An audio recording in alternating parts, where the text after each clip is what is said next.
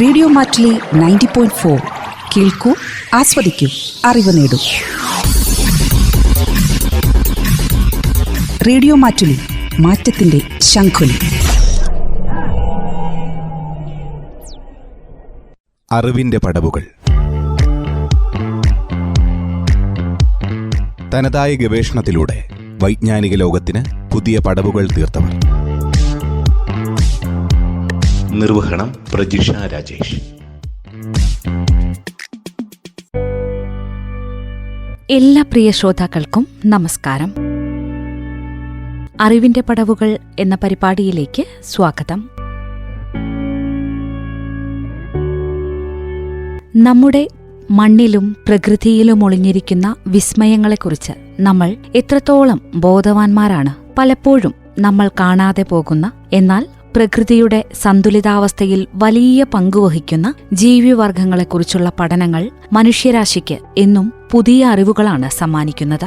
ഇന്നത്തെ അറിവിന്റെ പടവുകൾ എന്ന പരിപാടിയിലൂടെ നമ്മൾ സഞ്ചരിക്കുന്നത് അത്തരമൊരു അപൂർവ ഗവേഷണ ലോകത്തേക്കാണ്.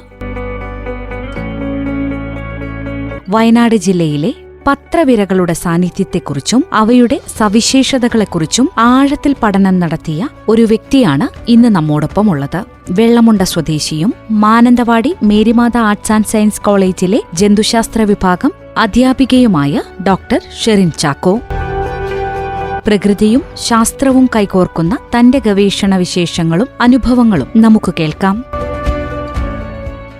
നമസ്കാരം. അറിവിന്റെ പടവുകൾ എന്ന പരിപാടിയിലേക്ക് ഏറെ സ്നേഹത്തോടെ സ്വാഗതം ചെയ്യുകയാണ്. ഞങ്ങളുടെ ശ്രോതാക്കൾക്ക് വേണ്ടി ഒന്ന് പരിചയപ്പെടുത്താമോ? എന്റെ പേര് ഷെറിൻ ചാക്കോ, വീട് വെള്ളമുണ്ടയാണ്. ഞാനിപ്പം മേരിമാത കോളേജിൽ ഗസ്റ്റ് ലെക്ചററായിട്ട് സുവോളജി വിഭാഗത്തിൽ വർക്ക് ചെയ്യാണ്. ഈ അടുത്ത് PhD പൂർത്തിയാക്കിയിരിക്കുകയാണല്ലോ. അപ്പോൾ ഏത് വിഷയമായിരുന്നു PhD പഠനത്തിന് വേണ്ടി തെരഞ്ഞെടുത്തത് എന്ന് പറയാമോ? ആ ഒരു പ്രത്യേക വിഷയം തിരഞ്ഞെടുക്കാനുള്ള ഒരു പ്രചോദനം അല്ലെങ്കിൽ കാരണം എന്തായിരുന്നു എന്നുകൂടി നമുക്ക് വേണ്ടി ഒന്ന് പറയാമോ? 2024 ഞാൻ PhD കംപ്ലീറ്റ് ചെയ്തത്. എൻ്റെ വിഷയം എന്ന് പറയുന്നത് പശ്ചിമഘട്ടത്തിലെ വയനാട് റീജിയനിലുള്ള പത്രവിരകൾ, അതായത് ഡൈജന്റിക് ട്രമറ്റോഡുകളെ കുറിച്ചായിരുന്നു എൻ്റെ വർക്ക്. എന്തുകൊണ്ടാണ് ആ ഒരു വിഷയം തന്നെ?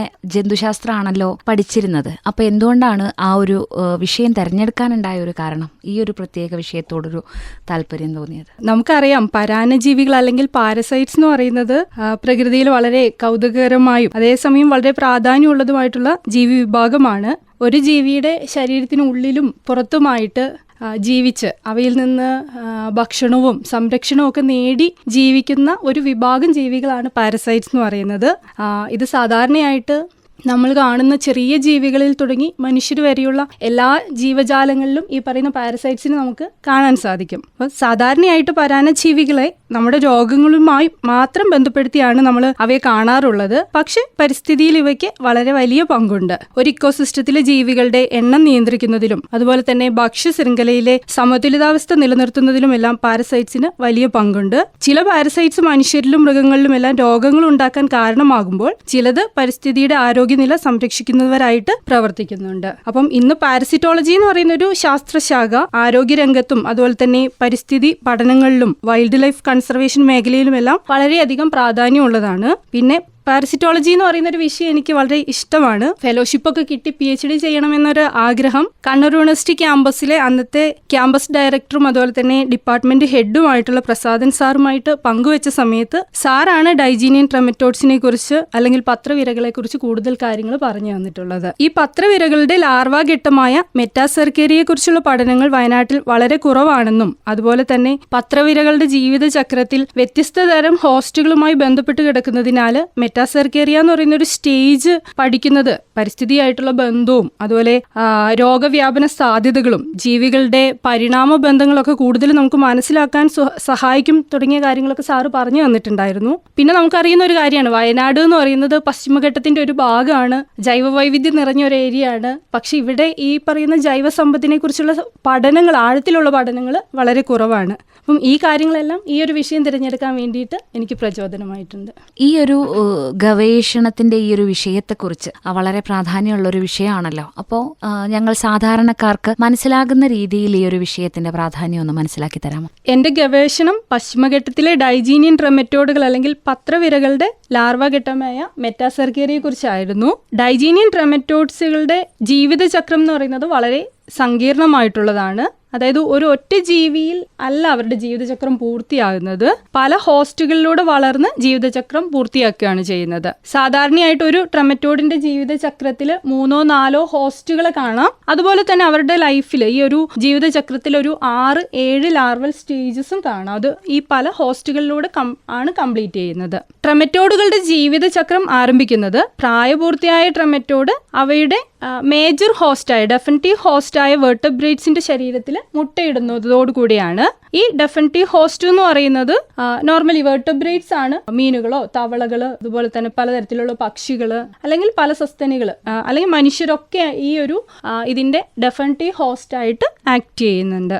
ഇങ്ങനെ ഇടുന്ന മുട്ടകൾ അവരുടെ ഫീക്കൽ മെറ്റീരിയൽ വഴി എന്ത് ചെയ്യും, വെള്ളത്തിലേക്ക് എത്തിച്ചേരും. വെള്ളത്തിൽ വെച്ച് അവ മിറാസീഡിയം എന്ന് പറയുന്ന ഒരു സ്വതന്ത്ര ലാർവയായിട്ടാണ് പുറത്തു വരുന്നത്. മിറാസീഡിയം ആദ്യം ഒരു നമുക്ക് വെള്ളത്തിൽ കാണുന്ന കക്കകളുണ്ടല്ലോ, ഫ്രഷ് വാട്ടർ സ്നെയിൽസ്, അവയുടെ ഉള്ളിലേക്ക്, അവയുടെ ശരീരത്തിന്റെ ഉള്ളിലേക്ക് കടക്കും. അവിടെ വെച്ചിട്ട് അവര് മറ്റ് ലാർവൽ ഘട്ടങ്ങളായിട്ടുള്ള സ്പോറോസിസ്റ്റ്, റേഡിയ തുടങ്ങിയ ഘട്ടങ്ങളായിട്ട് വളർന്നു വരികയാണ് ചെയ്യുന്നത്. അതിനുശേഷം അവ ഒത്തിരിയേറെ സെർക്കേറിയ എന്ന് പറയുന്ന ഒരു ലാർവൽ സ്റ്റേജ് ഉണ്ട്. നെക്സ്റ്റ് ലെവലിൽ അത്തരം സെർക്കേറിയകളെ പ്രൊഡ്യൂസ് ചെയ്യും. പിന്നീട് സെർക്കേറിയ എന്ന ഈ സ്വതന്ത്രമായിട്ട് നീന്താൻ കഴിയുന്ന ലാർവകൾ കക്കകളിൽ നിന്ന് പുറത്തേക്ക് വന്ന് വെള്ളത്തിലേക്ക് എത്തും. തുടർന്ന് ഇവ രണ്ടാമത്തെ ഹോസ്റ്റ് ആയിട്ടുള്ള മീനുകൾ, തവളകൾ, ജലകീടങ്ങളായിട്ടുള്ള തുമ്പിയുടെ ലാർവ, അതുപോലെ ഞണ്ടുകൾ, ഇവയുടെയൊക്കെ ശരീരത്തിലേക്ക് കടക്കും. അവിടെ ഇവ മെറ്റാസെർക്കേറിയ എന്ന സിസ്റ്റ് രൂപത്തിലുള്ള ലാർവാഘട്ടമായിട്ട് മാറുന്നുണ്ട്.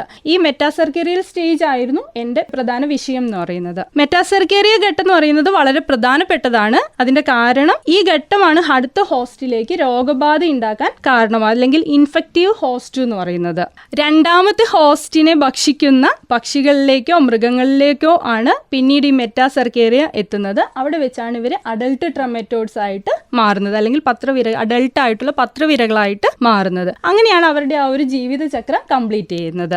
ഈ ഒരു ട്രെമറ്റോഡുകൾക്ക് പലതരത്തിലുള്ള ഹോസ്റ്റ് സ്പെസിഫിസിറ്റി ഉണ്ട്. ചിലത് പ്രത്യേക ജീവികളിൽ മാത്രം കാണുന്നതുണ്ട്. എല്ലാ ജീവികളിലേക്കും കടന്നു ചെന്ന് അതിനെ അതിക്രമിക്കാൻ കഴിയുന്ന പാരസൈറ്റുകളുണ്ട്. അതുപോലെ തന്നെ നമ്മുടെ ശരീരത്തിന്റെ അല്ലെങ്കിൽ ജീവികളുടെ ശരീരത്തിന്റെ പ്രത്യേക ഭാഗങ്ങളെ മാത്രം, ഇപ്പൊ കണ്ണിനെ മാത്രം അഫക്റ്റ് ചെയ്യുന്ന, ലങ്സിനെ മാത്രം അഫക്റ്റ് ചെയ്യുന്ന, നേരത്തെ നമ്മൾ പറഞ്ഞിരുന്നു പാരഗോണിമസ് എന്ന് പറയുന്ന ഫ്ലൂക്കിന്റെ കേസൊക്കെ പറഞ്ഞിരുന്നു. അതായത് ചില പ്രത്യേക ഭാഗങ്ങളെ മാത്രം ബാധിക്കുന്ന പാരസൈറ്റുകളുണ്ട്. ജനറൽ ആയിട്ട് എല്ലാ ഭാഗങ്ങളിലും ബാധിക്കുന്ന പാരസൈറ്റുകളും ഉണ്ട്. അപ്പം ഈ പറയുന്ന പാരസൈറ്റുകൾക്കൊക്കെ ഈ ഒരു സങ്കീർണമായ ജീവിതചക്രം ഉള്ളതുകൊണ്ട് തന്നെ ഈ ഒരു പാരസൈറ്റുകളെ പഠിക്കുന്നത് വഴി നമ്മുടെ ഈ വയനാട്ടിലെ അവയുടെ ഡൈവേഴ്സിറ്റിയും അതുപോലെ തന്നെ ഭക്ഷ്യശൃംഖലയിലെ അവരുടെ ഒരു ഇൻവോൾവ്മെന്റും, ഡിസീസ് ട്രാൻസ്മിഷൻ എത്രത്തോളം ഉണ്ട്, അതുപോലെ ഹോസ്റ്റ് പാരസൈറ്റ് ഇന്ററാക്ഷൻസ്, പരിണാമപരമായിട്ട് ഇവരുടെ ഇമ്പോർട്ടൻസ് എന്താണ്, ഇങ്ങനെ കുറേ കാര്യങ്ങൾ നമുക്ക് മനസ്സിലാക്കാൻ സാധിക്കും. ഇതൊക്കെ ആയിരുന്നു, ഈ ഒരു കാര്യങ്ങളൊക്കെ ആയിരുന്നു ഗവേഷണത്തിൽ പ്രധാനമായിട്ടും ചെയ്തിട്ടുണ്ടായിരുന്നത്. എവിടെയൊക്കെ ആയിരുന്നു പഠിച്ചത് എന്നൊന്ന് പറയാമോ? വെള്ളമുണ്ടയാണ് വീടെന്ന് പറഞ്ഞു. പ്രാഥമിക വിദ്യാഭ്യാസമൊക്കെ വെള്ളമുണ്ടയിൽ തന്നെയായിരുന്നു. അതിനുശേഷം എവിടെയൊക്കെയാണ് പഠിച്ചത്? പ്രാഥമിക വിദ്യാഭ്യാസം വെള്ളമുണ്ടയിലായിരുന്നു. AUPS വെള്ളമുണ്ടയിലും GUPSലും ആയിട്ടായിരുന്നു പ്രാഥമിക പഠനം നടന്നത്. പിന്നീട് ഡിഗ്രി പഠനം മേരിമാത കോളേജിലും PG കണ്ണൂർ യൂണിവേഴ്സിറ്റി ക്യാമ്പസ് മാനന്തവാടിയിലും ആയിരുന്നു. അതിനുശേഷം ഞാൻ മേരിമാതയിൽ തന്നെയായിരുന്നു PhDക്ക് വേണ്ടി ജോയിൻ ചെയ്തത്. അവിടെ ഡിപ്പാർട്ട്മെന്റ് ഓഫ് സുവോളജിയിൽ സുധാമിസിന്റെ കീഴിലായിരുന്നു PhD പഠനം ആരംഭിച്ചത്. അതിനുശേഷം സുധാമിസിന്റെ റിട്ടയർമെന്റിനോടനുബന്ധിച്ച് പ്രസാദൻ സാറിന്റെ കീഴിലേക്ക് മാറുകയായിരുന്നു. ഗവേഷണം നമ്മൾ ചെയ്യുമ്പോൾ നമുക്ക് പാർട്ട് ടൈം ആയിട്ടും ഫുൾ ടൈം ആയിട്ടും ചെയ്യാമല്ലോ. അപ്പോൾ ഇങ്ങനെയുള്ള ഒരു കുറേ റിസർച്ചുകളൊക്കെ നടത്തി പഠന റിപ്പോർട്ടൊക്കെ തയ്യാറാക്കേണ്ടത് കൊണ്ട് എങ്ങനെയായിരുന്നു ഷെറിന്റെ ഒരു രീതി? എങ്ങനെയായിരുന്നു? ഫുൾ ടൈം ആയിട്ട് റിസർച്ച് ചെയ്യുമായിരുന്നു? എൻ്റെ റിസർച്ച് ഫുൾ ടൈം ആയിരുന്നു. ഏകദേശം ഒരു 7 വർഷത്തോളം എടുത്തു എൻ്റെ PhD വർക്കുകൾ കംപ്ലീറ്റ് ചെയ്യാൻ വേണ്ടിയിട്ട്. ഗവേഷണം ആരംഭിച്ച PG കഴിഞ്ഞ ഉടനെ ഗവേഷണം ആരംഭിക്കുകയായിരുന്നോ, അല്ലെങ്കിൽ ആ ഗവേഷണം ആരംഭിച്ച ഘട്ടത്തിൽ എന്തെങ്കിലുമൊക്കെ പ്രധാന വെല്ലുവിളികളൊക്കെ നേരിടേണ്ടി വന്നിട്ടുണ്ടോ? ഗവേഷണം തുടങ്ങുന്നത് നേരിട്ടല്ല. PG കഴിഞ്ഞ് അതിനുശേഷം ഞാൻ ഒരു വർഷത്തോളം മേരിമാത കോളേജിൽ ഗസ്റ്റ് ലെക്ചററായി വർക്ക് ചെയ്തിട്ടുണ്ടായിരുന്നു. അതിനുശേഷം UGC നെറ്റിന് വേണ്ടി പ്രിപ്പയർ ചെയ്തു, ക്വാളിഫൈ ചെയ്തിട്ടുണ്ടായിരുന്നു. അതിനുശേഷമാണ് PhDക്ക് വേണ്ടിയിട്ട് ഗവേഷണത്തിനായിട്ട് പ്രിപ്പയർ ചെയ്യുന്നത്. എനിക്ക് ഇൻസ്പയർ ഫെലോഷിപ്പ് കിട്ടിയിട്ടുണ്ടായിരുന്നു. അപ്പം ഒരു 1 ഇയറിന് ശേഷം, PG കഴിഞ്ഞ് ഒരു 1 ഇയറിന് ശേഷമാണ് PhDക്ക് ജോയിൻ ചെയ്യുന്നത്. പ്രധാന വെല്ലുവിളികൾ എന്ന് പറയുന്നത് ജോയിൻ ചെയ്യുന്ന സമയത്തായിരുന്നില്ല.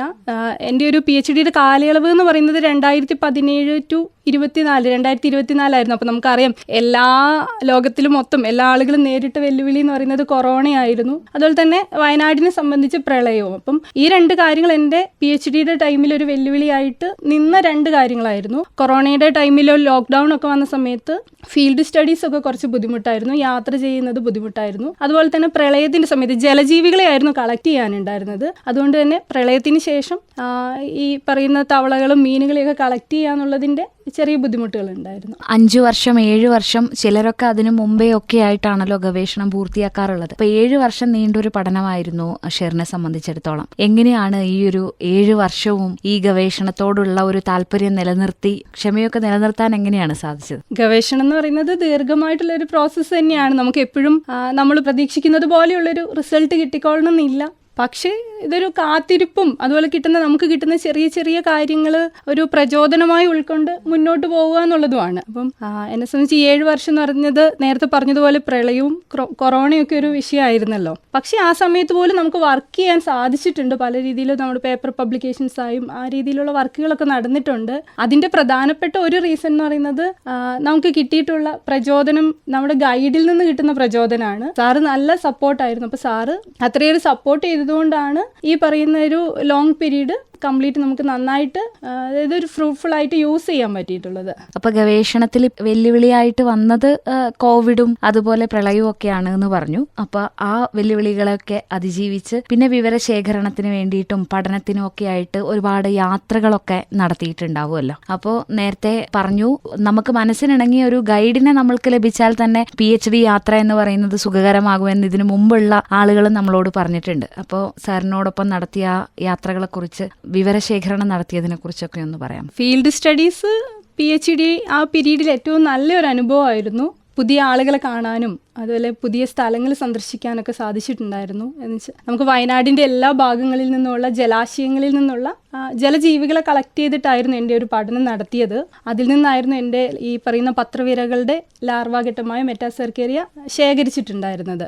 അപ്പം ഒരുപാട് ആളുകൾ നമ്മളെ ആ സമയത്ത് സഹായിച്ചിട്ടുണ്ട്. സുഹൃത്തുക്കളായും കുടുംബത്തിലുള്ള അംഗങ്ങളായും നമുക്ക് ഒരു പരിചയമില്ലാത്ത ആളുകളായി അങ്ങനെ പല രീതിയിലുള്ള ആളുകൾ നമ്മളെ ഈ സമയത്ത് ശേഖരണത്തിന് വേണ്ടിയിട്ട് ഫീൽഡിൽ നിന്ന് ആനിമൽസിനെ കളക്ട് ചെയ്യാൻ വേണ്ടിയിട്ട് സഹായിച്ചിട്ടുണ്ട്. അതിലൊക്കെ ഉപരിയായിട്ട് സാറൊരു രക്ഷിതാവ് എന്നുള്ള രീതിയിൽ എന്നും സപ്പോർട്ട് ചെയ്ത് കൂടെ നിന്നിട്ടുണ്ടായിരുന്നു ഗൈഡ്. അപ്പം അതായിരുന്നു എന്നെ സംബന്ധിച്ച് PhDയുടെ കാലയളവിൽ എനിക്ക് കിട്ടിയിട്ടുള്ള ഏറ്റവും വലിയ സപ്പോർട്ട് എന്ന് പറയുന്നത്. സാറ് എല്ലാ കാര്യങ്ങളും നമ്മുടെ പഠന വിഷയങ്ങളിലാണെങ്കിലും അതല്ല നമ്മൾ പേഴ്സണലി നേരിടുന്ന എന്തെങ്കിലും പ്രശ്നങ്ങൾ ഉണ്ടെങ്കിലും ആ സമയങ്ങളിലെല്ലാം നമുക്ക് മുന്നോട്ട് പോകാൻ പറ്റും, അങ്ങനെ ഒരു ആത്മവിശ്വാസം സാറ് തന്നിട്ടുണ്ട്. അപ്പം അതുകൊണ്ടാണ് ഈ ഒരു യാത്ര വിജയകരമായിട്ട് പൂർത്തിയാക്കാൻ സാധിച്ചത്. അപ്പം PhD എന്ന് പറയുന്നത് ഒരിക്കലും ഒരാളുടെ വിജയമല്ല, അത് ഒരു കൂട്ടം ആളുകൾ നമ്മളെ സപ്പോർട്ട് ചെയ്ത് കൂടെ നിന്നതുകൊണ്ട് മാത്രം നമുക്ക് കിട്ടുന്ന ഒരു വിജയമാണ്.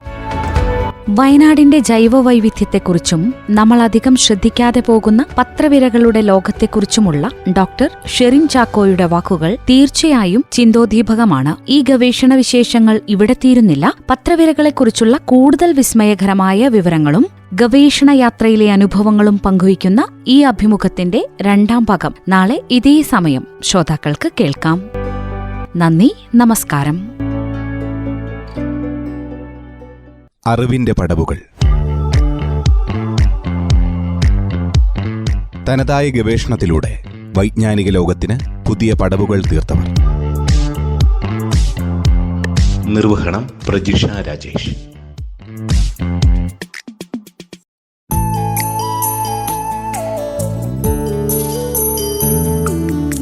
നിങ്ങൾ കേട്ടുകൊണ്ടിരിക്കുന്നത് റേഡിയോ മാറ്റുലി 90.4. കേൾക്കൂ, ആസ്വദിക്കൂ, അറിവ് നേടൂ.